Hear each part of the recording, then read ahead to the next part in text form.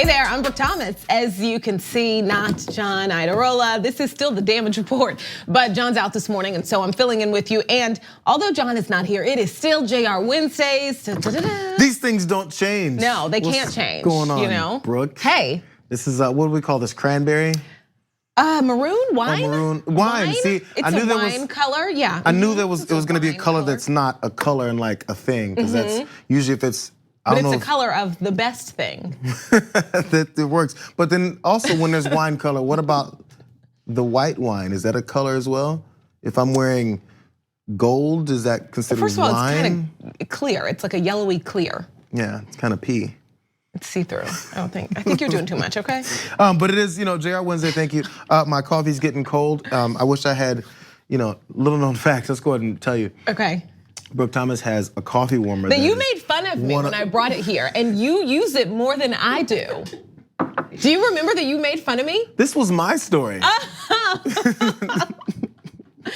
Yeah, I have this little coffee mug warmer, and Jayar loves it. I didn't ask for an extension of the story. I just asked to tell mine. All right. This is Jayar Wednesday. All right, it is Jayar Wednesdays. Okay, we've got a lot going on today. We're talking Mueller, of course. We've got a couple great interviews. David Dennis Jr. is coming back, and we always love when we have him. We are talking about a school district out of Pennsylvania that did something that horrified a lot of people, and then they kind of doubled down and did something else that a lot of people wish they didn't do. And a scary story out of Texas involving Border Patrol and an 18-year-old American held in custody for far too long. All right, so let's get to it. The Russian government's effort to interfere in our election is among the most serious. And as I said on May 29th, this deserves the attention of every American. There he is, former special counsel Robert Mueller testifying before the House Judiciary Committee. That's the end of his opening statement this morning. So, why is he there? What is he testifying about? Well, essentially, Democrats are there digging into his report, and Republicans are there grilling him and digging into his investigation. So pretty soon into his testimony, we got Mueller to confirm that Trump is not telling the truth when he repeatedly says that the Mueller report totally clears him. Take a look. So the report did not conclude that he did not commit obstruction of justice. Is that correct? That is correct. And what about total exoneration? Did you actually totally exonerate the president? No. Now, in fact, your report expressly states that it does not exonerate the president. It does. Right. Right. I'm not sure how many more ways it can be said. Now again, I came into this skeptical because there was even before Robert Mueller said he's going to follow what the Department of Justice guidelines is saying to not say anything, not even say what was in the report, or just keep it to what was already been said, keep it to our truncated report that excluded all the things that are damning in the report. So even outside of that, I was like, yeah, I'm tired of the buildup, and I'm tired of the expectations that Robert Mueller is going to come with these bombs, right? And that was right off the top. And the worst part is that's going to be considered a bomb. Oh my God, he just blew up the president's whole lie. Everyone's been blowing up the president's whole lie except for the president, Sean Hannity, and every other Republican that's trying to back him up. So I guess it did take us to hear it this way. So I'm willing to admit I was wrong, because that one moment is going to be powerful from now on out on this whole thing, because apparently saying it wasn't working. There's another moment that for me was even more powerful, and I want to get to that, but I also want to say that also in that back and forth with Nadler, Mueller confirmed Trump refused a request to be interviewed by his team, although he tried for more than a year, and also advised the president's lawyer the interview with Trump is vital to this investigation. Something that I saw from a lot of people online, this was a common reaction. They were saying that Republican members of Congress were acting as if they were Trump's defense attorneys. Absolutely. In their questionings, in their opening statement, what they were saying. And at least in one instance, it backfired. I want you to take a look at Republican Representative Ken Buck from Colorado. He kind of begins grilling Mueller and implying as if during his investigation, he was fishing. The OLC opinion, Office of Legal Counsel, indicates that we cannot indict a sitting president. So one of the tools that a prosecutor would use is not there. Okay, but let me just stop. You made the decision on the Russian interference. You couldn't have indicted the president on that, and you made the decision on that. But when it came to obstruction, you threw a bunch of stuff up against the wall to see what would stick. Well, and that is fundamentally unfair. I would not agree to that characterization at all. You know, he's on a roll, right? You threw a bunch of things up against the wall, and wait until you see how this ends. Okay, but could you charge the president with a crime after he left office? Yes. You believe that you could charge the president of the United States with obstruction of justice after he left office? Yes.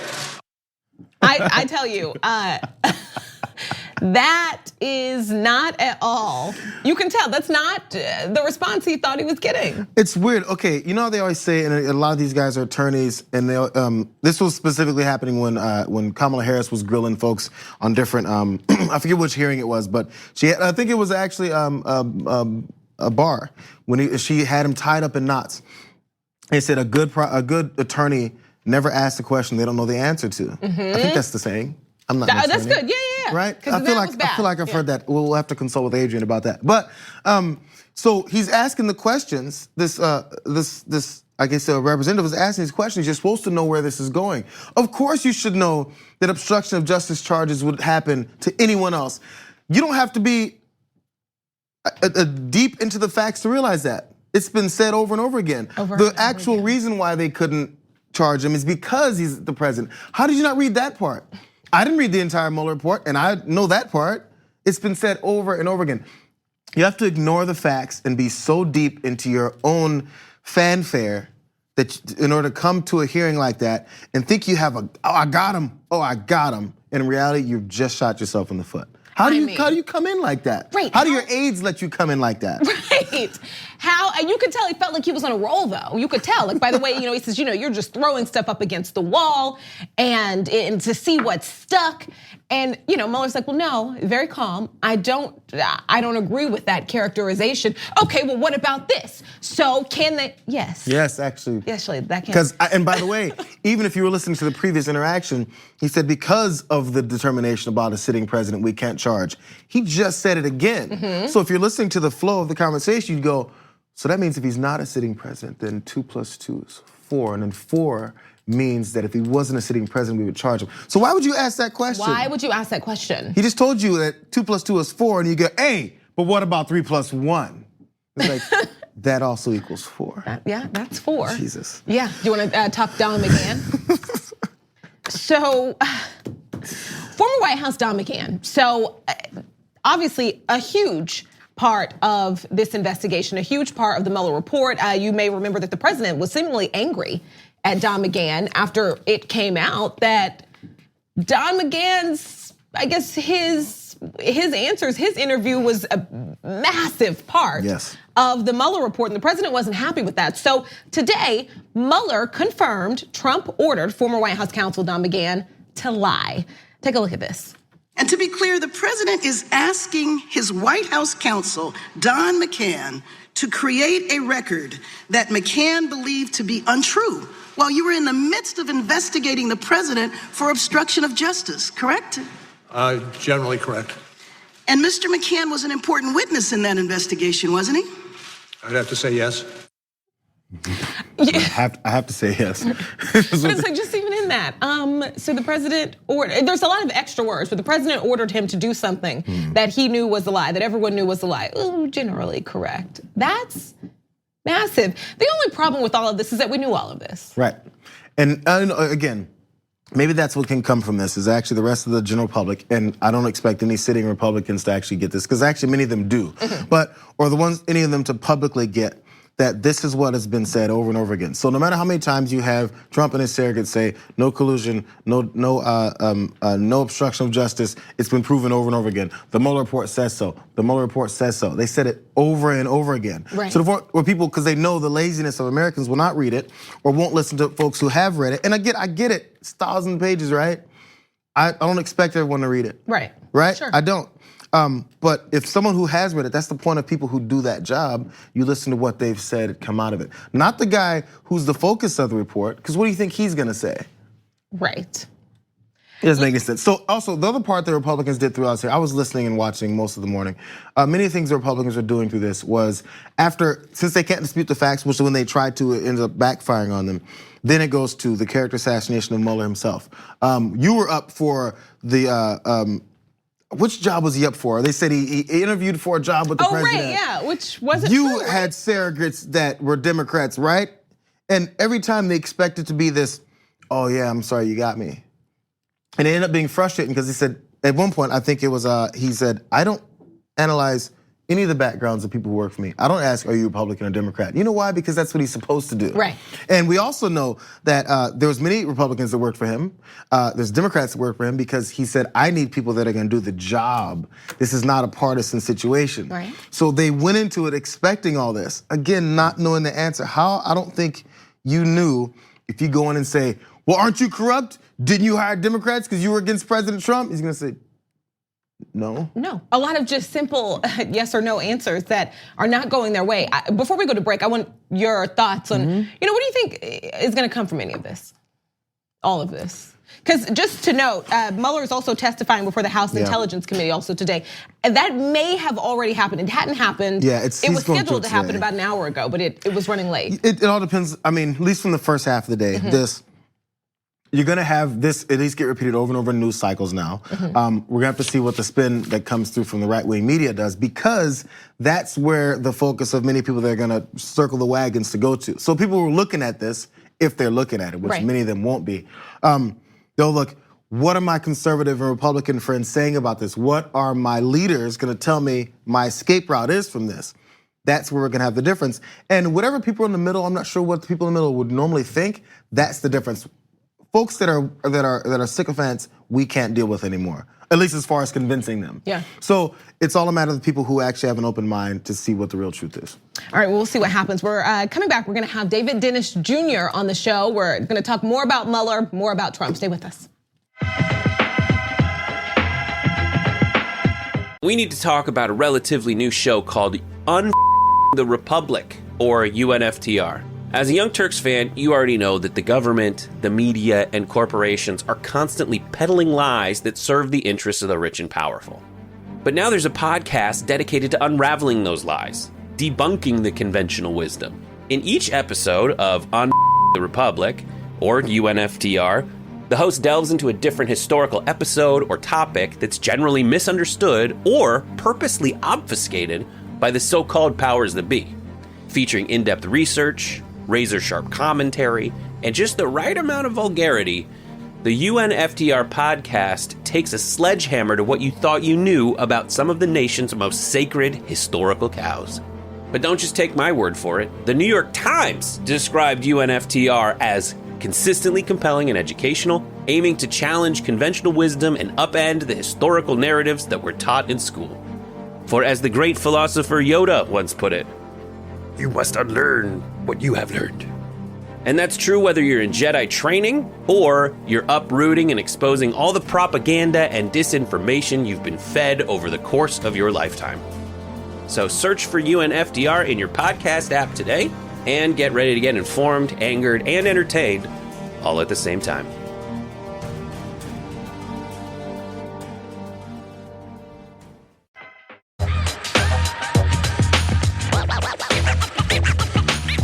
Hey there, welcome back to The Damage Report. I'm Brooke Thomas, sitting in with Jayar Jackson. We are here together on JR Wednesdays, filling in for John Idarola.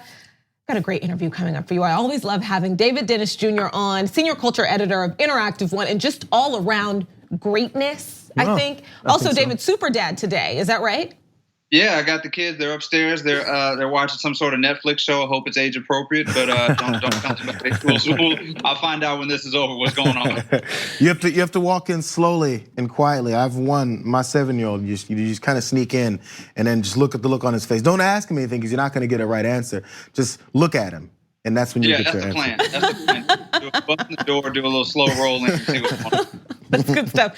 All right, let's get right into it. We just spent the last block talking about the Mueller testimony. What were your thoughts so far? I thought it was sort of disappointing for the most part. I feel like Mueller he skipped about 100 questions. He has, through this whole process, sort of refused to plant his flag on any sort of definitive answers coming out of this. And there's a lot of escaping what the real issue is, and that the president needs to go under the impeachment process. I mean, there's really no way around it. And Mueller has the information, he has the facts, he's presented it, but he's fallen short of making that recommendation. I understand that he likes to follow the rule of law, and he values the political process over more than the actual human beings whose lives are at stake. But that's sort of the central issue here, is that we have a lot of people who want to play politics and want to play rules and want to play the game and chess and checkers, when there are actual human beings in cages right now who need to be freed. And that's the central issue. And it seems like we have a lack of people in DC who want to actually change that.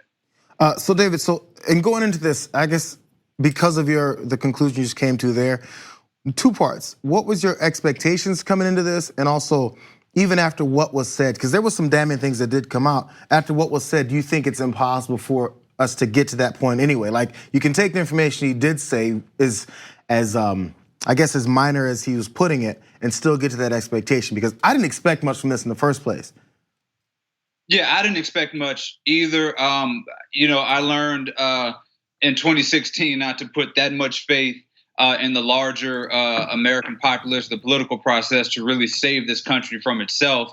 Especially when the people who are feeling the bigger effects from it are the marginalized folks among us. So we have, a Congress that is, for the most part, full of people who are not feeling the direct effects of what Trump is doing. So, Mueller is going to say, some of the things that we already could have gleaned from the report. Mm-hmm. I think one of the big stories coming out of this is him saying that if Trump were not president, that he would probably face charges. But at the same time, I mean, what's really going to happen as a result? I mean, are we really looking at a political system that over the last 2 years has really failed to do anything in terms of punishing this man for the crimes he's committed? What's really going to happen? So, like you, I had pretty low faith in everything that happened this morning. So do you think nothing can come of it because of what we've gotten? Do you think they can't get to that point of holding him accountable? I really find it hard. I mean, on the Democrat side, you have Pelosi, who is really sort of hesitant to come up with impeachment. It seems like there's a few people who are on that boat who are called radicals. I'm really having a hard time finding anything that will lead to Trump not fulfilling his term as president. And, I really feel like November 2020 is really the earliest that we should expect him to leave the White House. And even then, my takeaway from Mueller saying that if Trump were not in office, he could face charges, that seems to lean itself to Trump tightening his grip on the presidency. And I'm not sure that we are looking at a true democratic exchange of power in November 2020. All right, Dave, let's talk about Trump's racist outburst last week, the latest, what a lot of us are willing to acknowledge, the latest. But you had a lot of people who consider themselves well-meaning say, this came out of nowhere. They were so shocked. This is the worst it's ever been. And you've said something that, Black reporters, Black people have been warning you about Trump. Yeah, so when Trump made the comments last week about these women needing to go back to their country if they didn't like America, I really did not blink. I mean, this is the Donald Trump that we have seen for 30 years. This is a man who put out ads asking that 5 innocent black kids be lynched. This is somebody who had racist practices in terms of who he would let into his properties. This is somebody who began his political career and run for president by calling Mexicans rapists. This is somebody who was called African countries S-holes. I mean, this is somebody who refused to condemn white supremacists, who said they're bad people on both sides. This is just was basically par for the course for the racism that he has had for his whole life, and definitely as president. So I did not find it that surprising. I didn't find it to be any more outrageous than anything else he's said. And I find it interesting that there is suddenly an ability to call him racist when he has been racist this entire time. And so speaking of par for the course, I think one could say it's not only par for the course for Trump, but par for the course for the conservative movement. Because take a look at this tweet, okay? It is from, and like, save your groans, everybody out there, the senior editor of the National Review, I know, but he tweeted this. He said, I'm gonna write a tweet that's gonna tick a lot of people off. Reagan conservatives like me have been called racist falsely and maliciously all of our lives. So to many Americans, every charge of racism, and no matter how legitimate, rings hollow. Good job, wolf criers. So that feels dishonest and still at a space of not willing to acknowledge what I think Adam Serwer puts it as the conservative movement's general trajectory. That, I'm talking policies, rhetoric, we can name countless examples over the years, long before Trump, that did kind of open the door to what we have now, which is just out in the open. Yeah, so there is a definite line from the conservative policy over the last few decades to Donald Trump. Even the never Trumpers have led the way to Trump. I mean, John McCain, for instance, is the patron saint of never Trumpers. But there would be no Donald Trump if John McCain had not, walked around with, with his running mate in 2008, Sarah Palin. And allowed her to sort of speak that nasty rhetoric about Obama that sort of paved the way for the Tea Party members, which paved the way for Trump. I mean, this is sort of a direct line. This is not a surprise. There's not a blip on the radar. This is a natural progression that got us to Donald Trump. Every person who has voted for gerrymandering, every person who has, voted for mandatory minimums, everybody who is along this conservative line that we see every day. This is a Trump party. This is not an anomalous political event in America. This is part of the line of American history. So David, under the wing on this, I mean, because we talk about people like Jay Nordlinger, who was talking about losing the bite of racism and talking about the word itself. But then there's the other part of it where the media goes into it. I mean, you're involved in it, we are as well. But I think a lot of folks in general don't understand the way that media has to approach these things. So the way that they use the word, I noticed CNN has been blatantly saying it. And I was like, oh, okay, so they're not scared anymore.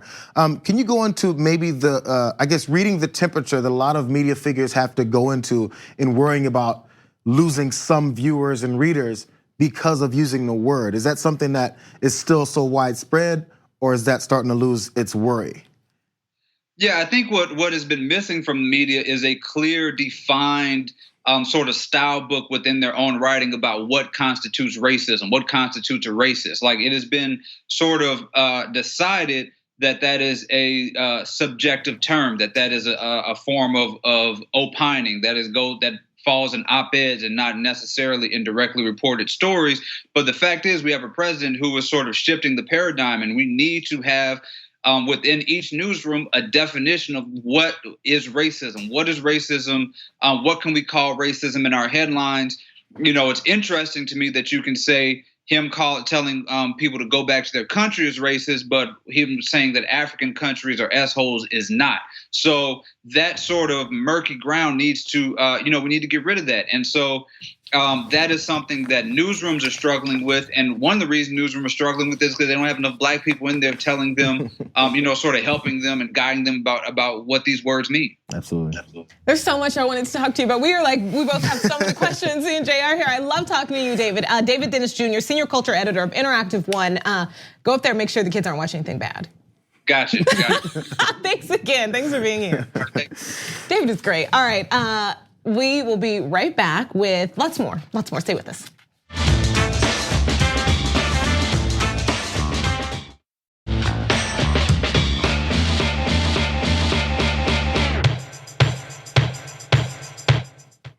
Hey there, welcome back. Pennsylvania School District has actually turned down a local businessman's offer to pay off student lunch debts, okay? And the reason this has a lot of people upset is because this same district actually recently, they made a lot of people angry after threatening parents over unpaid lunches. Specifically, we're talking about Wyoming Valley West School District, and it's kind of confusing to people who don't know how Pennsylvania operates, but that's an area in Pennsylvania called Wyoming Valley. And so this school district, they actually sent this letter. I want you to see it to parents.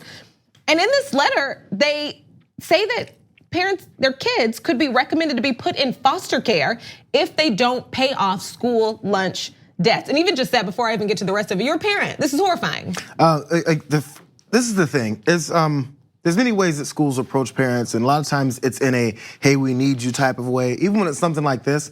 So this was a bit startling, and it makes me wonder what their general interactions are with parents and certain kids already, because this was for people who maybe are listening or aren't watching, that letter had spaces in it open, so it's like a formatted letter to where you have to fill in the child's name, then fill in the amount that they owe, and then say they've been, what is it? They've been purchasing breakfast and or lunch at this school. So this is cruel. It's across the board and gets sent out just in general for this purpose of getting them to pay for whatever debts that there are on the school lunch. So this wasn't like a rogue intern. I like to use that term because whenever someone's tweets something, it's their rogue intern. This wasn't just some low level person that said, hey, let me put together a letter and start threatening parents. This was from the top. Absolutely, and the district's lawyer actually defended the letter, saying that they hope that this would get parents' attention. But the thing is, and the problem here is that we're talking about, first of all, school lunches are generally not great. It's not something you would willingly go out and pay for. Yeah. Also, generally in these situations, we're talking about people who are poor, people who can't afford it. And I think that what we see repeatedly in a lot of these situations is that there's a lack of compassion. Obviously, the district needs to recoup money. Obviously, school districts need money. They need to pay for these lunches, but kids need to eat. All kids deserve to eat.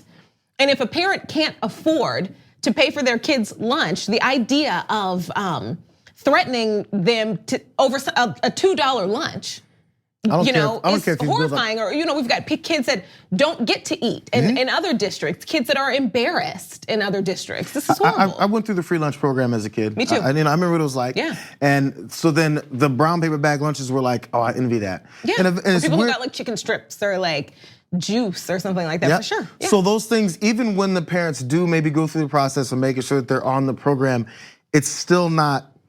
There's still this hierarchy of which kids are on this and not. And that's just among kids. So I can understand when the 10-year-old is going and making fun of the fact the kid punched the card or checked the box instead of paying the $1.95 for lunch. That's kids. And we're gonna have to go ahead and fix that as they get older, make sure they understand the processes of life and society.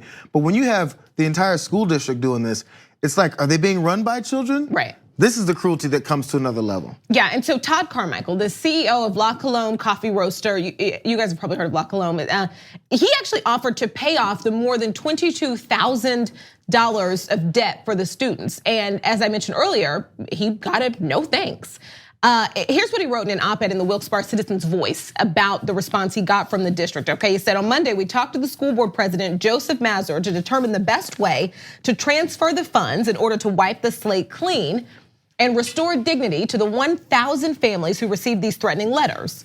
Shockingly, Mr. Mazur turned us down. I can't explain or justify his actions. Let me be clear, we offered over $22,000 with no strings attached, and he said no. And then further, following up saying, Mr. Mazur, I am offering to pay this debt in full by saying no. You are not just shaming families who elected you, but you are placing this burden on Wyoming Valley West taxpayers, and that is completely unfair. Okay, so I'm so glad he wrote it out this way and made sure that he knew the implications of what he was offering and then what the answer was. So a lot of times look for motivation behind whether or not someone really wants to pay the debt. Debt collectors call folks all the time. Right. And then so if they get their money, they get their money. They're like, hey, cool, we got our money. Because that's the point, to get your money back. So then who cares where it came from? It's money. It's the same currency no matter whose bank account it came from. Exactly. So in this case, when was it the superintendent or Joseph Mazur, the school board president, says, no, I don't want that money. I just want to threaten parents. So we see the motivations behind it. I want to threaten folks that I think are lesser than me.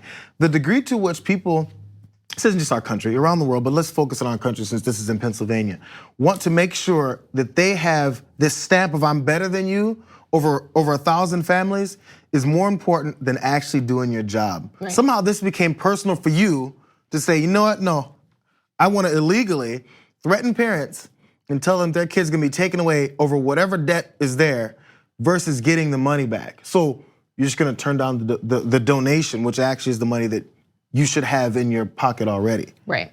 Your pride is that big. Your supremacy is that important to you. The cruelty is the point. And just to make it clear, a rep from the county stepped in and made very clear that they in no way ever had taken a kid out of their home over unpaid school lunch debt, and they never will. We'll be right back with another great interview and another interesting but pretty horrifying story. Stay with us.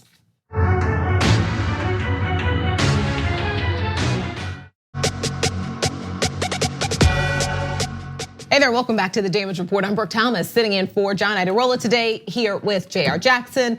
And our next guest is a writer and the host of the podcast Mass for Shut-ins. And I want to get right into this interview. Ed Burmila, thank you for joining us here.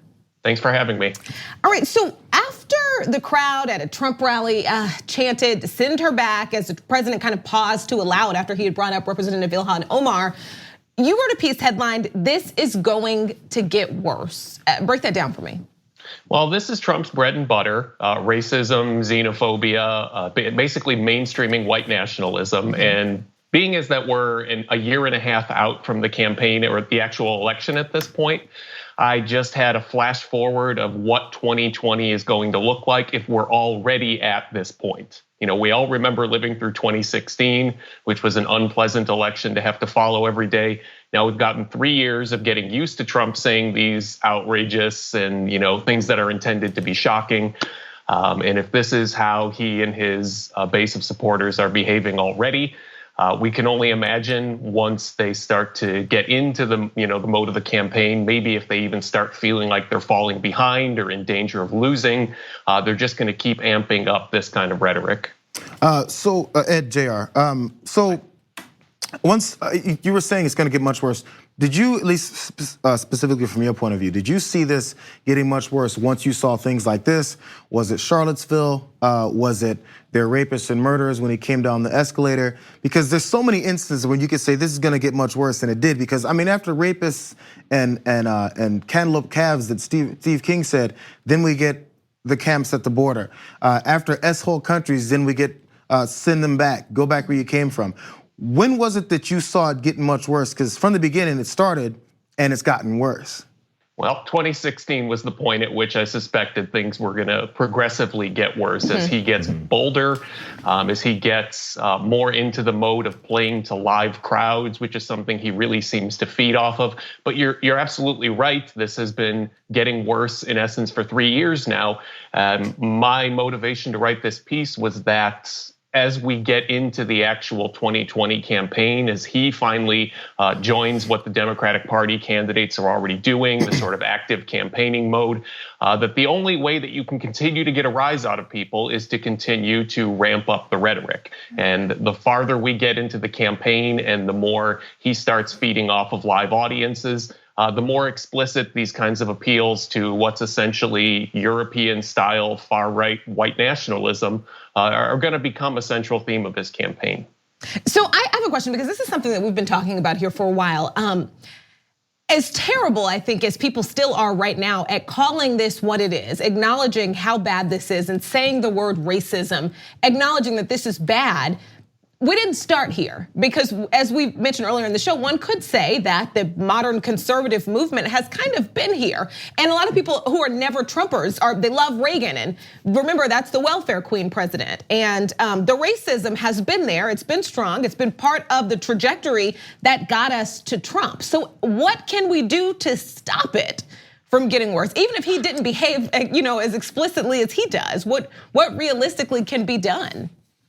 It's unclear at this point. I wrote my first thing on the internet about Steve King being a white supremacist in 2005. Wow. So I think up to this point, there's been quite a bit of denial. The Republicans have tried to use that canard, like, well, you can't just call everyone you disagree with a racist, but they've slowly increased their acceptance level for this kind of white nationalist rhetoric. The biggest problem that I see going into 2020, and I don't know how we fix this, is that the media doesn't seem to have learned anything in general from the 2016 election. Trump kicks a ball and 100 reporters go chasing after it. Their default frame for debating racism or talking about and covering racism is simply to have people talk about whether or not what was said is racist. Which is so offensive, yes. It's totally counterproductive, but that's the only, rather than simply saying this is racist and then covering the substance of it, you have to split the screen in half, bring on one person from the right, bring on one person from the left, and then talk about, was this racist? And that's so counterproductive.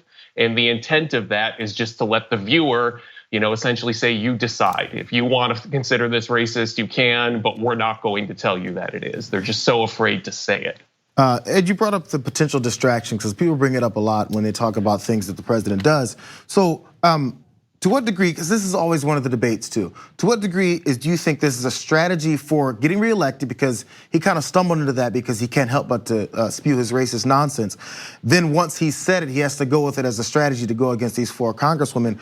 Or how much is it to try to distract from things like his lawlessness, the upcoming thing that happened today with Robert Mueller testifying? Where do you think it lands with what he's trying to do?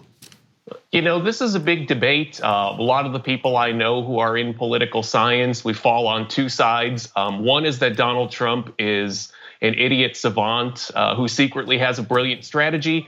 The other is that there's no strategy at all, and I tend to fall into the second camp. I think this is what he does simply because this is who he is, and he doesn't know any other way to do this. I don't believe that there's a 12th level chess strategy behind what he's doing. I believe that this fundamentally reflects his worldview, which is white nationalist and xenophobic and racist to its core. And this is simply him being the only way he knows how to be. So as far as him planning this as a way to game his odds in 2020, I think that regardless of what was going on around him, this is the kind of rhetoric we're going to get from him because this is who he is. And Ed, I know we have to wrap, but I just wanted to know really quick, what was the reaction to your piece back in 2005 about Steve King? Your it sounds honest piece. Well, I wasn't big potatoes back then, so I don't think many people noticed it, but I've always, I feel the best way to deal with this sort of thing is to call it what it is. And there's been a long battle for the Republican Party to deny calling it what it is. And now we see the results of that. All right, Ed, thank you so much for being here. Ed Burmila, host of the podcast, the Mass for Shut-ins podcast, and you have a pretty great Twitter handle too. Thanks for joining us today. Thanks for having me. All right, we'll be right back.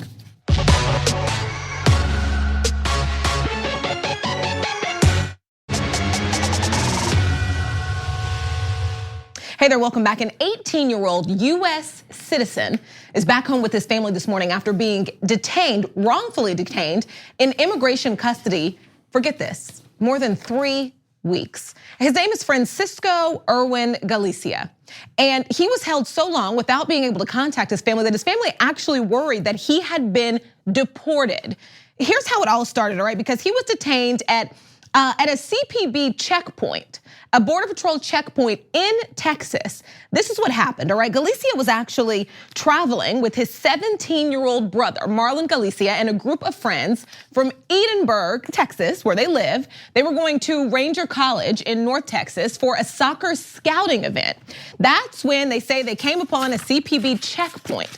And it's important to note that at this checkpoint, this kid is an American citizen. He's a kid, he's 18, he's a teen. So legally he's an adult, but we know he's a kid. And he had never been pressed to provide travel documents. So this time was different. His brother Marlon says he only had a school ID. So Marlon only had a school ID. His brother was carrying only his Texas ID, but it's important to note that you can only get a Texas ID with a social security number, which would say that you are an American citizen, right? You would think also without the social security number that the Texas ID is something that would be accepted by this state we call Texas. So after 2 days of both of them in detention, Marlon, who is actually younger than Francisco, Marlon signed a voluntary deportation form.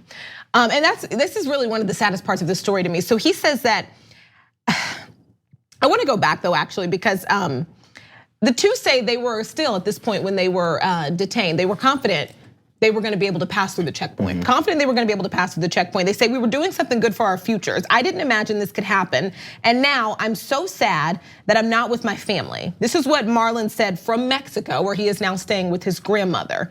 He says he signed that voluntary deportation order because I wanted to talk with my mom. Now we just have to wait and see and hope that they release my brother. Now this interview happened right before his brother was released. Let's get back to the story. So their mother says Francisco was actually not allowed to use the phone in custody for 3 weeks, but he was finally able to call her collect right before he was released. So the mother also says, I presented them with his original birth certificate and other documents and they ignored them. So now I've faxed over all the documents to the ICE agent handling the case. She said he's going on a full month of being wrongfully detained. He's a US citizen and needs to be released now.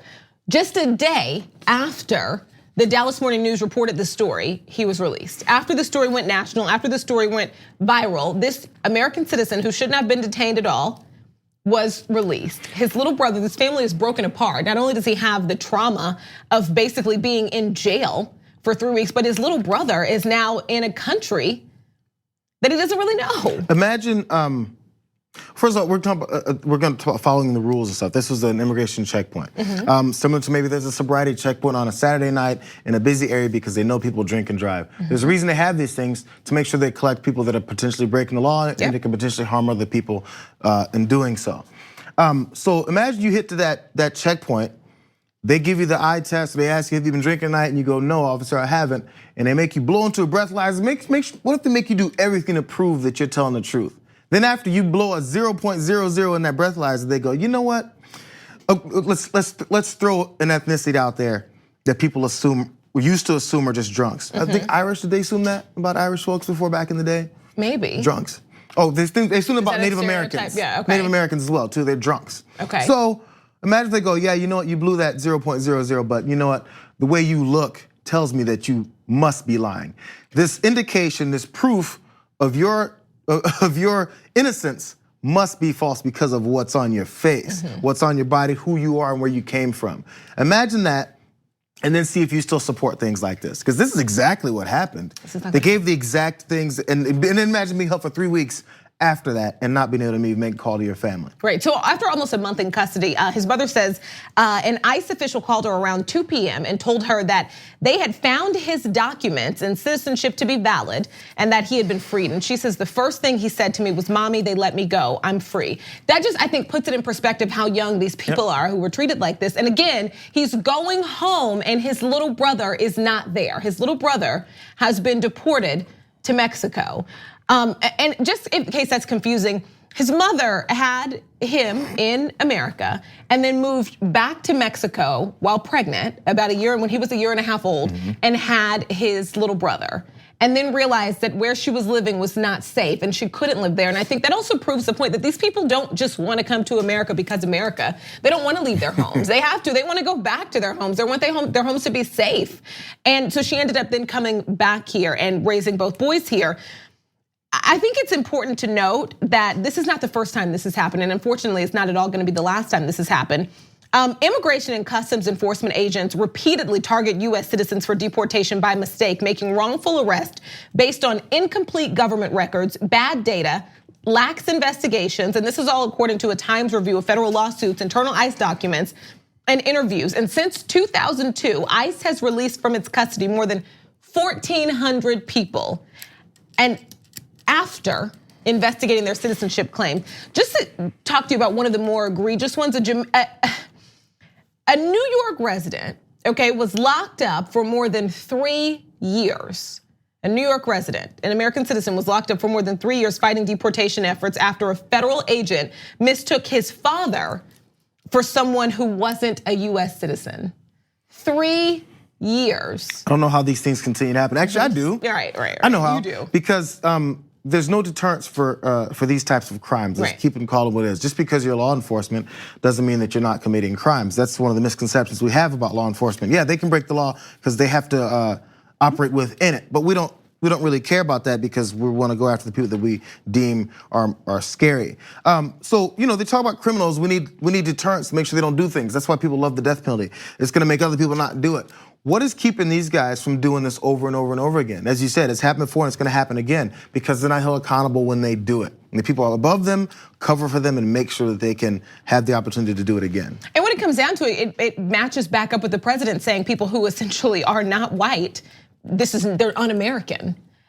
People also who are not white may at some point have to prove that they are from this country, because we talk about Latin Americans and people who are Mexican. This was a black man.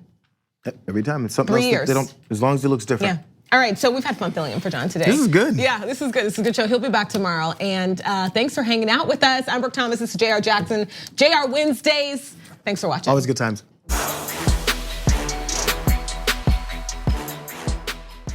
Thanks for listening to the full episode of The Damage Report. Support our work, listen ad-free, access members-only bonus content, and more by subscribing to Apple Podcasts at apple.co/TYT. I'm your host, John Adarola. I'll see you soon.